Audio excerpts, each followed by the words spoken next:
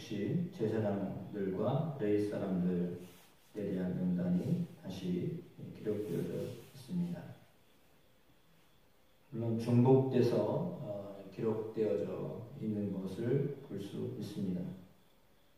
특별히 제사장과 레위 사람들의 명단을 시대에 따라서 기록하고 또 오늘 본문에도 특별히 제사장에 대한 이야기, 레위 사손의 족장들에 대한 이야기가 역대 지략에 기록되어져 있다라고 하는 언급을 하고 있습니다.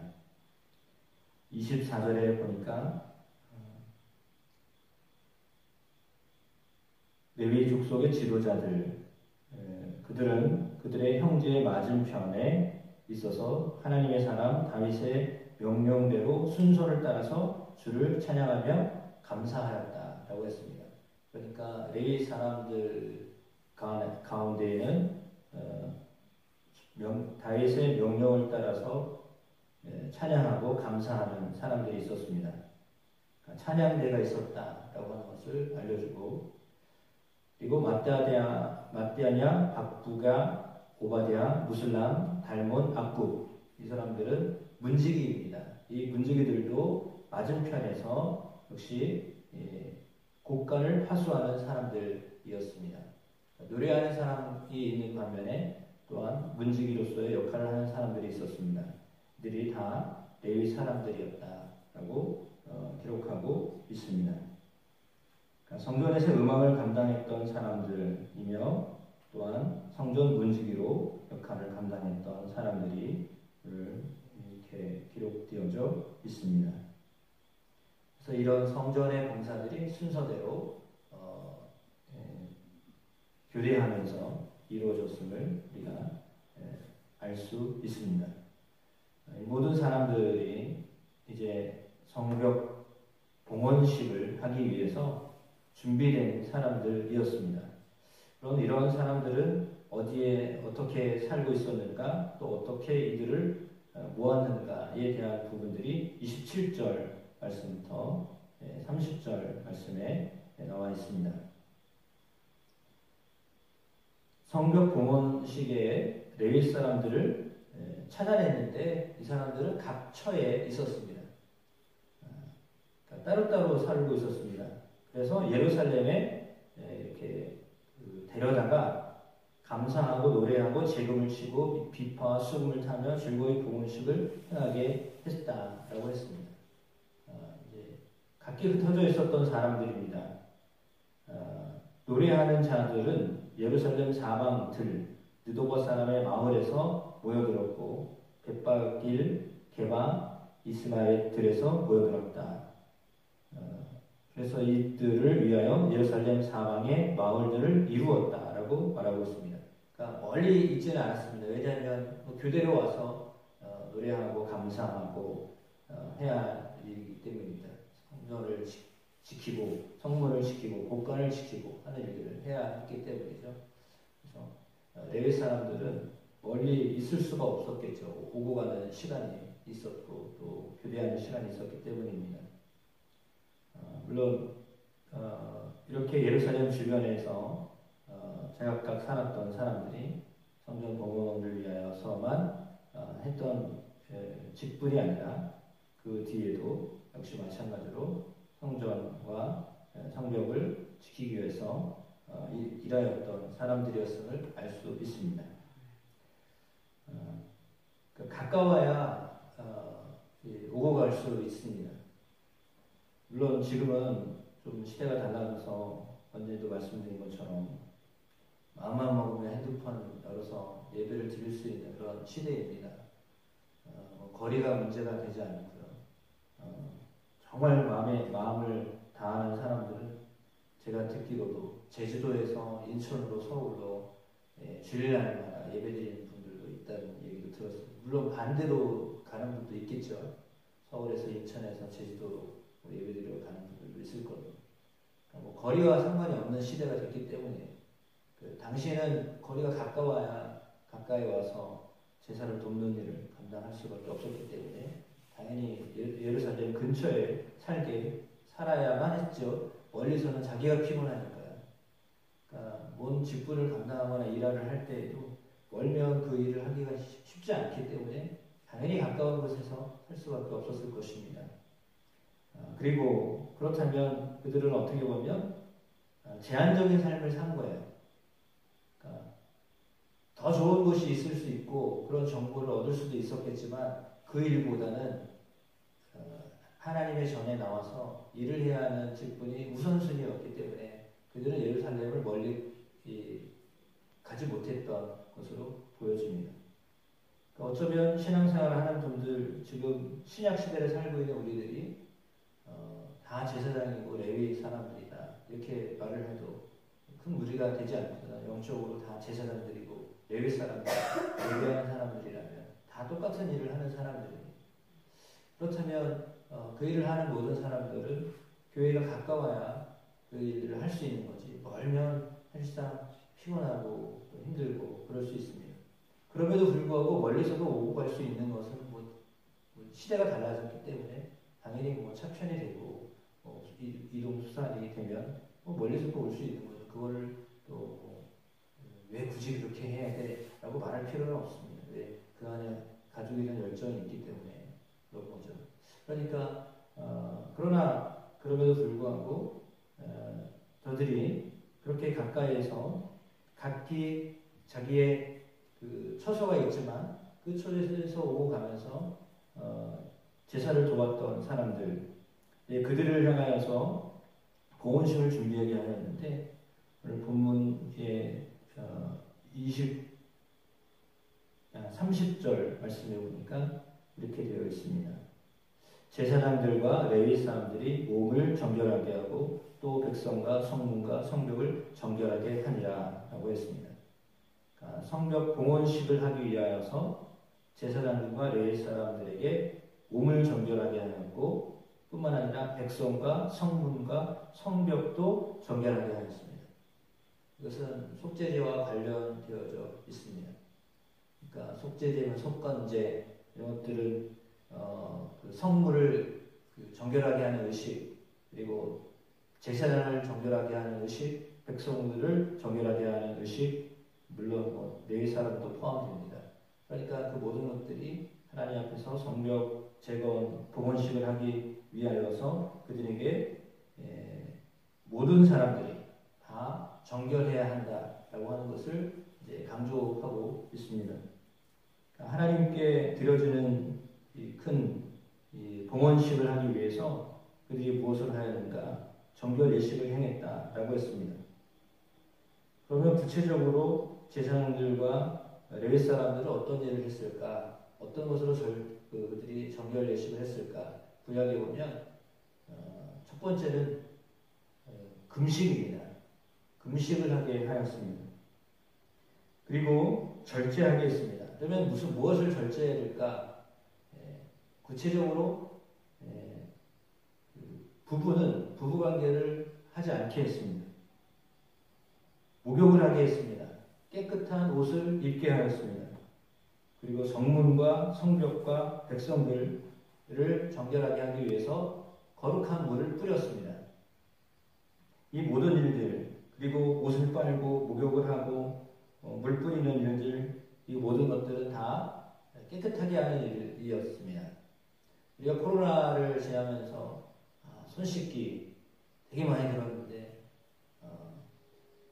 요즘에 그렇게 하시나요? 금방 다 잊어버렸어요. 있기는 다 있어요. 관공서나 이런 데 보면 다 그 앞에 다 있어요.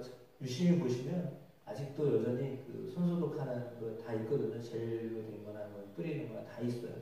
근데 그냥 보고 지나가다 뭐 저런 걸 하나 그렇게 해요.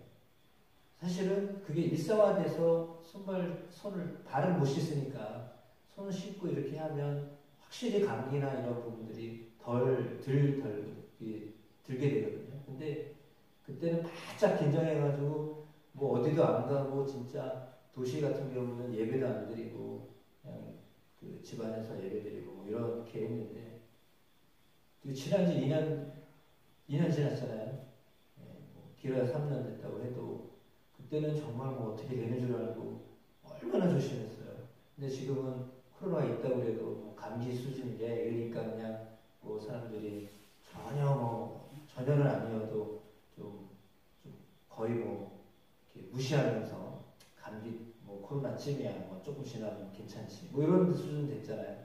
그래서 그 시절에 그거 상당히 그 한편으로는 우리가 너무 제약되어 가지고 힘들기도 했지만 또 한편으로는 그게 일상화된다면 훨씬 더 그 질병을 줄일 텐데 그렇지 않고 있는 건 아닌가라는 생각을 해봅니다.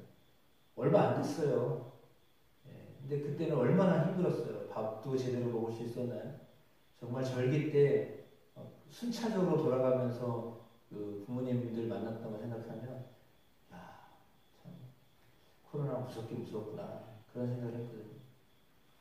질병이라는 것이 그만큼 두렵게 하는 존재였다라고 하는 것 때문에 뭐 전세가 다 그 코로나 앞에서 벌벌 떨었으니까요. 예배도 폐할 정도로 그렇게 됐었으니까요. 깨끗해야 된다라고 하는 것, 예방을 해야 된다는 것이 그만큼 참 중요한 것이었어요. 근데 우리가 다 잊어버렸잖아요. 의식적으로라도 그때 하도 너무 많이 해가지고 그랬는지 지금은 그게 그렇지 않아요. 그때처럼 그렇게 안 해요. 그러니까 뭔가 한번 큰 이슈가 됐을 때는 바짝 긴장하고 막 이렇게 하는데 그 지나고 난 다음부터는 그냥 흐트러진 것처럼 물론 그때와 같은 상황이 아니니까 굳이 뭐 그렇게 해야 되나라고 하지만 실제로 그건 하면 좋은 건데 그렇게는 안 하잖아요. 그리고 뭐 사람이 많이 모이면 사실 좋지 않은 건데 그래도 뭐 전혀 생각하지 않고 그냥 그렇게도 살잖아요. 그러니까 이게 정결해야 된다라고 하는 것 자체가 의식이 자꾸 흐트러질 수밖에 없어요. 왜 기본적으로 예수 믿으면 회개해야 된다. 왜 몰라요? 다 알죠. 근데 처음 예수 믿을 때는 회개를 많이 해요. 근데 가면 갈수록 무뎌져요. 큰 문제 아니다라고 생각하기 때문에 그렇죠. 그러니까 우리가 영적으로 민감해져야 되니 점점 더 민감해져야 되는데 그렇지 않냐고 오히려 어떻게 보면 좀 둔감하게 사는 것이 우리의 삶의 모습이에요. 그래서 뭐 이렇게 그냥 일상적으로 사는 것에 대해서 때로는 우리 마음속에서 의식을 하고 살면 좋은데 그렇지 않고 살아갈 때가 사실은 더 많이 있습니다. 그래서 우리의 삶 속에서 하나님의 사람들에게 원하시는 삶이 무엇인가? 당연히 거룩한 삶입니다. 거룩한 삶을 위하여서 살아야 하나님의 큰 기쁨에 봉헌식이라고 하는 것은 큰 기쁨과 큰 감사를 경험하게 하시려고 하는 거잖아요. 그러니까 기쁨과 감사함을 하나님 노래하는 일을 경험하게 하시려고 봉헌식을 하는 거죠. 수고는 물론 그들이 했습니다. 다 백성들이 함께 더불어서 자기 집과 자기 집 건너편과 자기 옆에 있는 그런 벽들을 재건하면서 그 모든 일들을 감당했습니다. 어떤 사람들은 자기 집을 떠나서 이렇게 며칠씩 와서 그 일들을 했습니다. 2달간 52일 동안 성벽을 재건했기 때문에 거의 2달을 집 밖에 나와서 이렇게 거주했던 사람들도 있었습니다. 그러니까 그런 수고를 했는데 그 수고한 것으로만도 그냥 받아주실만 하잖아요. 그렇게 애쓰고 수고했으니까. 근데 그 수고한 것으로는 안 되고 수고한 것과 더불어서 그들에게 정결해야 된다라고 하는 것을 지금 이제 강조하고 있는 거죠. 그래서 우리의 애씀과 수고와 봉사 당연히 해야 될 일이기도 하고 또한 그렇지만 그것보다도 더 큰 기쁨을 얻기 위하여 우리 안에 주님이 원하시는 것은 정결해야 한다라고 하는 것입니다. 정결하면 하나님이 우리 안에 큰 기쁨을 주십니다. 큰 감사를 경험하게 하십니다. 얼마나 우리의 삶 속에서 깨끗함을 던지는 우리의 깨끗함은 말씀으로 우리의 깨끗함은 성령의 은혜로 깨끗해지잖아요. 말씀이 우리를 깨끗하게 하시고 성령이 우리를 정결하게 하십니다. 말씀과 성령으로 늘 우리 안에서 우리 자신을 깨끗이 씻어 주님이 주시려고 하는 기쁨과 감사가 넘쳐나는 삶을 살게 되시기를 축복합니다. 손이 더러우면 아무것도 줄 수가 없어요. 받을 수가 없잖아요. 손이 더러운데 뭘 어떻게 좋은 걸 받을 수 있겠어요? 좋은 것일수록 손이 깨끗해야 받을 수 있잖아요. 그래서 우리의 손과 우리의 발이 주 앞에서 정결하여 주님이 주시려고 하는 큰 선물을 받을 수 있는, 주님이 주시는 것은 다 큰 거예요. 크고 작다라고 하는 개념 자체를 이제 좀 이렇게 바꿀 필요가 있는 것이, 하나님이 주시는 것은 다 큰 겁니다. 세상 사람들이 볼 때 이거 다 그렇지만 비교를 하잖아요. 근데 하나님이 별로 좋지 않게 생각하시는 게 비교하는 거예요. 이건 큰 거고 이건 작은 거고, 그걸 하나님이 좋아하잖아요. 왜? 하나님 주시는 건 다 큰 거예요. 하나님이 주시는 건 다 좋은 거예요. 물론 그 좋은 것이 나쁜 것으로 포장돼서 오기도 하잖아요. 우리가 잘 알고 있는 것처럼 고난 후에 하나님의 영광을 얻게 하시죠. 그냥 영광을 주시지 않아요. 세상의 일도 그렇잖아요. 고된 일 다음에 좋은 일이 오죠. 그냥 계속 좋은 일만 생기지 않아요. 반드시 환난이나 이런 것이 있을 때 영광이 오는 거지, 그냥 영광이 오지 않아요. 십자가 없이는 부활이 없어요. 주님의 죽음이 아니면 다시 사시는 승천, 이거 하나님 곁에 계시는 그런 것이 없어요. 똑같아요. 그 적용은 우리의 삶에 여전한 거예요. 수고와 애씀, 환난, 고난, 고통, 슬픔, 이 아픔, 이거 없으면 좋은 것이 오지를 않아요. 그냥 평안하다 하는 사람은 그냥 평안해요. 특별한 일은 없어요. 진짜 좋은 일은 있지 않아요. 그러나 어려운 일이 있고 힘든 일들이 거쳐간 사람은 그 뒤에 좋은 걸 하나님 주시거든요. 정결하게 해야 된다라고 하는 것은 하나님이 우리의 일상에서 주님의 거룩함을 닮고 살며 뿐만 아니라 하나님 주시고자 하는 큰 기쁨, 큰 감사, 그것이 어떤 것이든 그걸 어떻게 우리가 조금만, 사실은 그렇죠. 누군가 날 생각해서 뭔가를 그냥 줬다, 그것만 해도 감사하게 생각하면 그게 콩 한 쪽이라도 감사한 거예요. 100원을 줘도 감사한 거예요. 굳이 몇 천만 원을 줘야 감사한 게 아니라요. 그런 거잖아요. 그러니까 하나님이 주시는 것은 다 큰 거예요.